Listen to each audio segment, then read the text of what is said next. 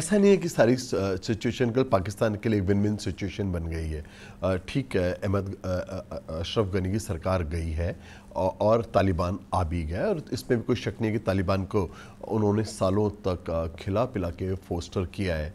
मगर अच्छी तरह आप समझ लीजिएगा कि कुछ चीज़ें हैं जिसके ऊपर पाकिस्तान और तालिबान कभी भी एक नहीं हो सकते।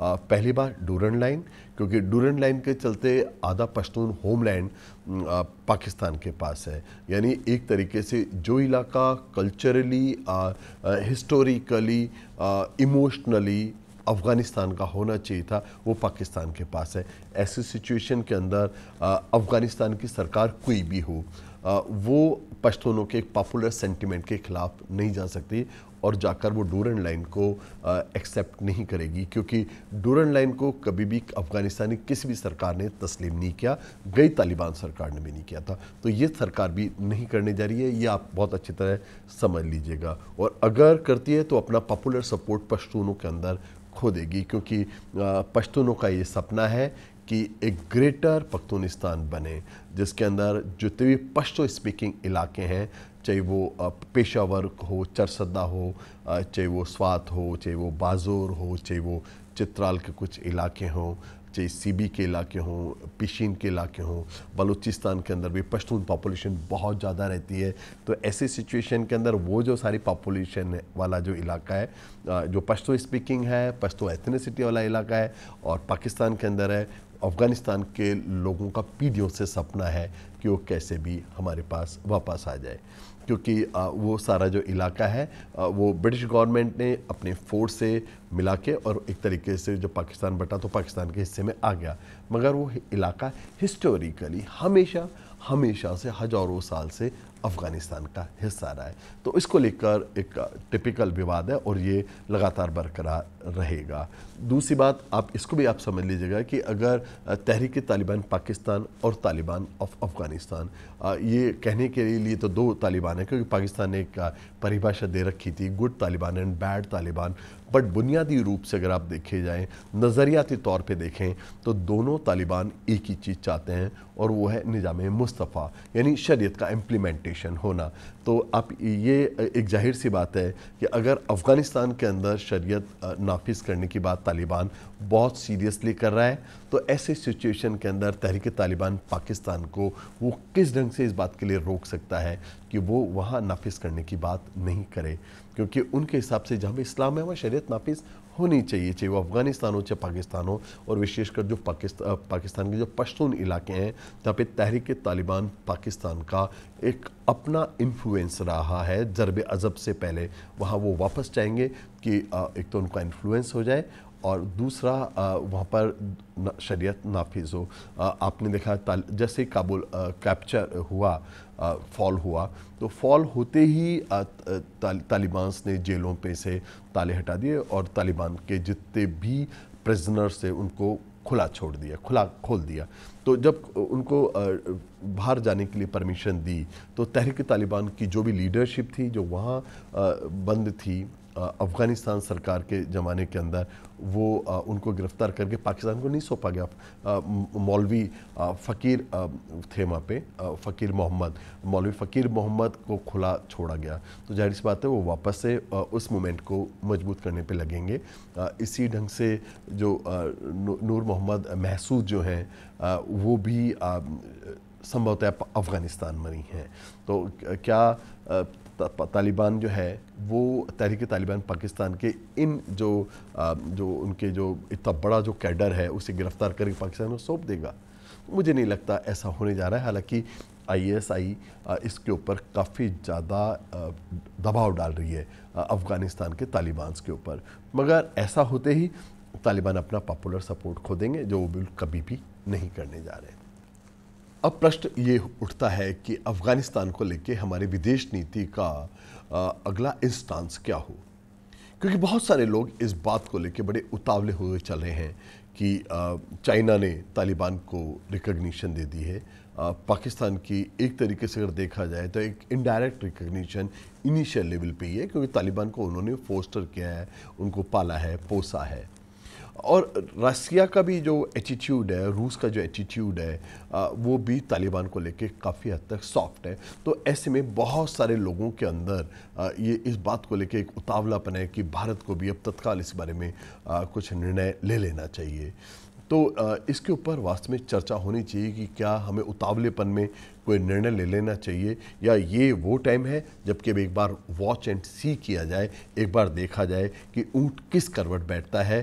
क्योंकि मैंने पहले भी आप लोगों को इस बारे में निवेदन किया था कि तालिबान इटसेल्फ एक कोई मोनोलिथिक ऑर्गेनाइजेशन नहीं है, ये एक बहुत सारे वॉर लॉर्ड्स का मिला जुला एक तरीके से समझ लीजिए एक पॉलिटिकल कॉरपोरेट है, जिसके अंदर उन्होंने अपने सुविधा के हिसाब से बहुत सारे वॉर लॉर्ड्स के साथ अलायंस किए हुए हैं।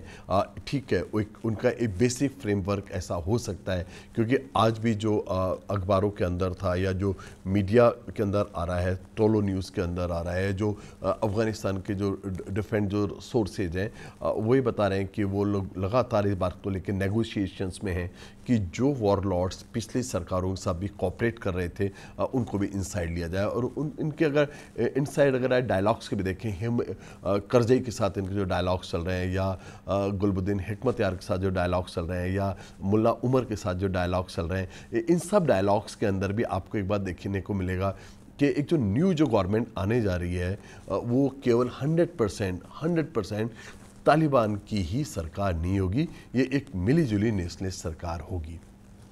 और अगर ऐसा होता है तो फिर इतना ज़्यादा घबराने या डरने की बात नहीं है, क्योंकि अगर पिछली सरकार के नॉर्दर्न अलायंस के बहुत सारे फैक्शंस अगर इसके अंदर इन्वॉल्व होते हैं, अगर अहमद मसूद इसके अंदर, क्योंकि उनसे भी नेगोशिएशंस चल रही है, और जहाँ तक मुझे उनकी नेगोशिएशंस का सवाल समझ में आ रहा है, वो केवल इतना सा है कि अगर पंचशील में उन्हें ऑटोनॉमी मिलती है तो शायद वो डायलॉग के लिए तैयार हैं। और कमोबेश सारे वॉर लॉर्ड्स का यही है कि अगर उन्हें अपने अपने सूबों के अंदर अगर ऑटोनॉमी मिलने को, अगर तालिबान देने को तैयार है, तो वो नेगोशिएशंस के लिए तैयार हैं।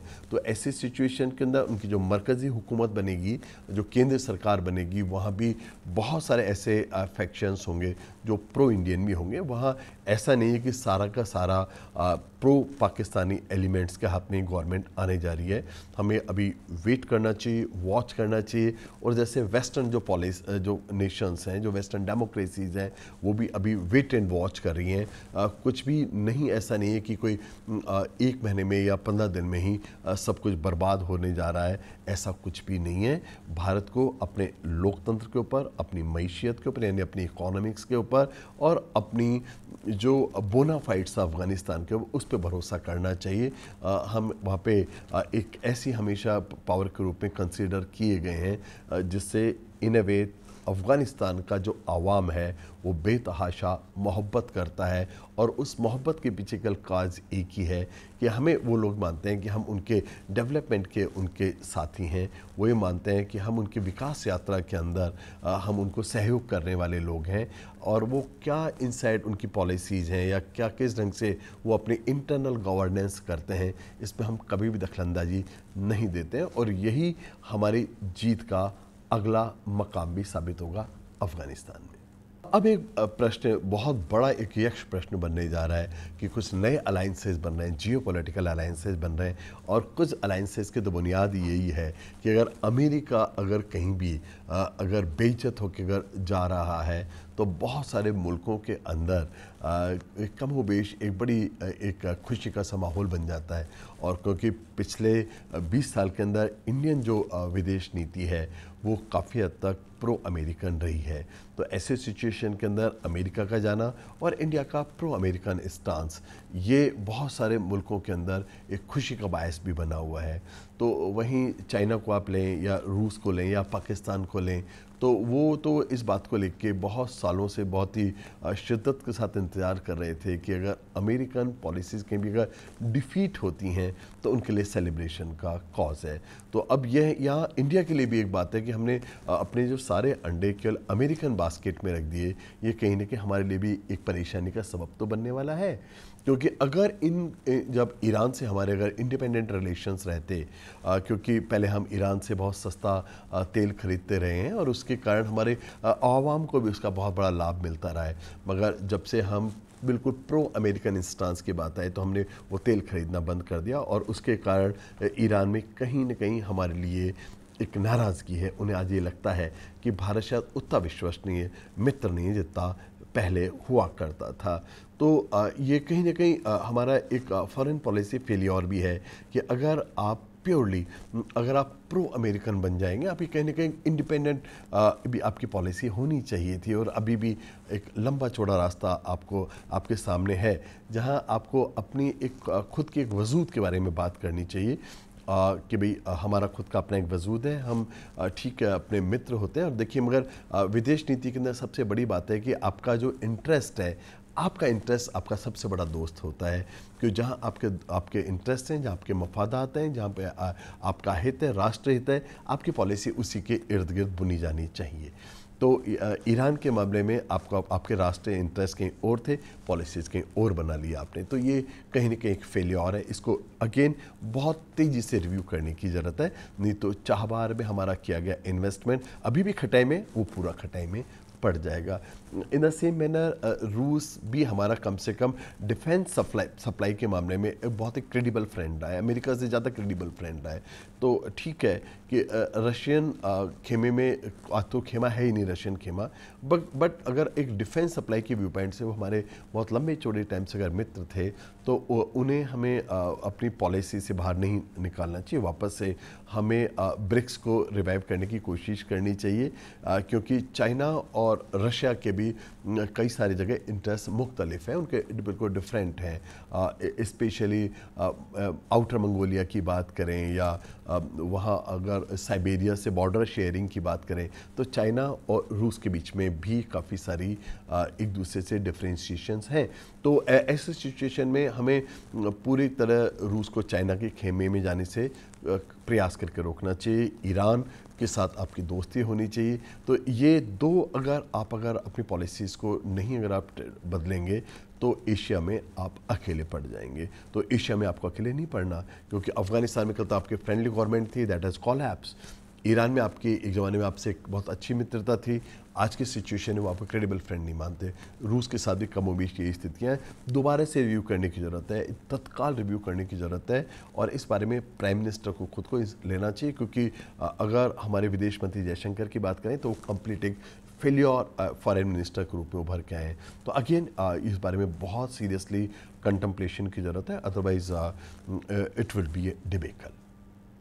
देखिए, मॉडर्न वर्ल्ड के बारे में जब तक आप फीमेल पॉपुलेशन को हकूक़ देने की बात नहीं करें, तब तक एक मॉडर्न वर्ल्ड की कल्पना ही नहीं की जा सकती। एक आधुनिक दुनिया का तसव्वुर ही नहीं किया जा सकता।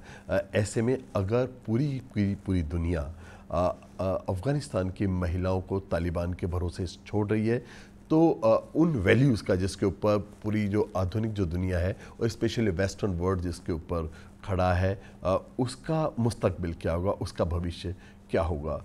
यानी at the end of the day के लिए ये कंसिडर किया जाएगा कि फीमेल्स का जो फ्यूचर था वो आपने पॉलिटिकल गेन्स के ऊपर खुला छोड़ दिया। तो अगर ऐसा होता है तो ये कम से कम लिबरल वर्ल्ड के लिए एक बहुत ही बड़ा सेटबैक होगा। और स्पेशली इंडिया, जो अपने आप को मानता है कि वो लिबरल डेमोक्रेसी को रिप्रेजेंट करता है, और इंडिया भी जिस ढंग से उस बारे में पूरे ढंग से साइलेंट रहा है, क्योंकि आज की तारीख में ये एक प्रॉब्लम है कि तालिबान के मामले में ऑलरेडी पाकिस्तान, चाइना और रशिया को एक लीवरेज है। ऐसे में इंडिया की जो वॉच एंड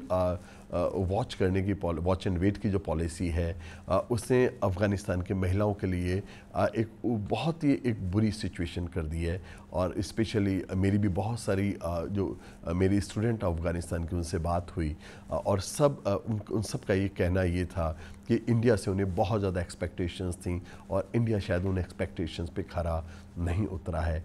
तो कम से कम जो सिविल सोसाइटी है, उसका कम से कम इसमें बारे में मैं मानता हूँ बहुत बड़ी रिस्पॉन्सिबिलिटी है कि वो अपने वेस्टर्न डेमोक्रेटिक जो काउंटर पार्ट्स हैं, उनको इस बात के लिए लगातार प्रेरित करें कि अफ़गानिस्तान के महिलाओं की आवाज़ उठती रहे। और अगर महिलाओं की आवाज़ को उठाने के अंदर भी हम पॉलिटिकल गेन्स और पॉलिटिकल लॉसेस को अगर देखते हैं, तो आप पक्का मान लीजिएगा फिर हम उस वैल्यूज़ को रिप्रेजेंट नहीं कर रहे हैं, बिल्कुल भी नहीं कर रहे हैं।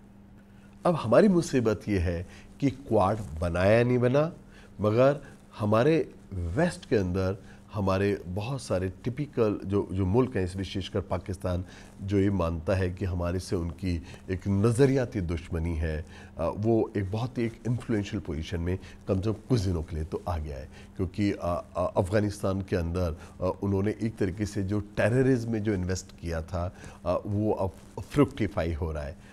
तो ऐसी सिचुएशन के अंदर चाइना जो केवल एक चीज़ चाहता है कि कैसे भी वेस्टर्न डेमोक्रेसीज़ को एक ह्यूमिलेटिंग, एक एम्ब्रेसिंग सिचुएशंस के अंदर ला दिया जाए, तो उनके अपने एक इंटरेस्ट हैं। तो चाइना, पाकिस्तान और कहीं ना कहीं रशिया का भी यही इंटेंशन है, और ईरान जो है वो भी एक इसी ढंग से मैं मानता हूँ कम से कम वेस्टर्न डेमोक्रेसीज़ के लिए होस्टाइल है, आपके लिए होस्टाइल हो या नहीं हो। तो ये एक जो चारों जो मुल्क हैं, Pakistan, China, Russia and Iran, इसका अगर एक टिपिकल ढंग का नया क्वाड अगर बनता है, तो ये एक इंडिया के लिए एक बहुत बड़ा चैलेंज होगा, और हमें तत्काल स्ट्रेटेजिकली कम से कम ईरान और रशिया को इससे दूर करने की कोशिश करनी चाहिए, और वापस से उनसे हमारे जो रिलेशंस हैं वो इंडिपेंडेंटली, लाइक अमेरिका के उनसे क्या रिलेशन है, इससे हमें कोई ताल्लुक़ नहीं होना चाहिए, सरोकार नहीं होना चाहिए, मगर हमारे उनसे हिस्टोरिकली एक्स्ट्रॉर्डिनरी रिलेशन रहे, और उसे दोबारा से उन रिलेशंस को रिवाइव करने की कोशिश करनी चाहिए। अगर ये रिवाइवल नहीं होता तो ये इंडिया के लिए एक बहुत ही एक टिपिकल ढंग की एक सिचुएशन होगी, जो हमारे सिक्योरिटी इंटरेस्ट को भी एक्स्ट्राऑर्डिनरी ढंग से इम्पैक्ट करेगी, हमारे इकोनॉमिक इंटरेस्ट को भी इम्पैक्ट करेगी, और इंटरनल सिक्योरिटी को भी करेगी। इंटरनल सिक्योरिटी, एक्सटर्नल सिक्योरिटी और इकोनॉमिक्स, इन सब को एडवर्स इम्पैक्ट करने वाली है। तो ऐसे में गवर्नमेंट ऑफ इंडिया के लिए बहुत बड़ा चैलेंज है, और उन्हें इस बात के लिए तत्काल बहुत ज़्यादा सीरियसली सोचने की जरूरत है। अगर if they are not thinking very seriously, तो बिलीव ऑन मी, इंडिया की फॉरेन पॉलिसी एक डिबेकल की तरफ बढ़ रही है।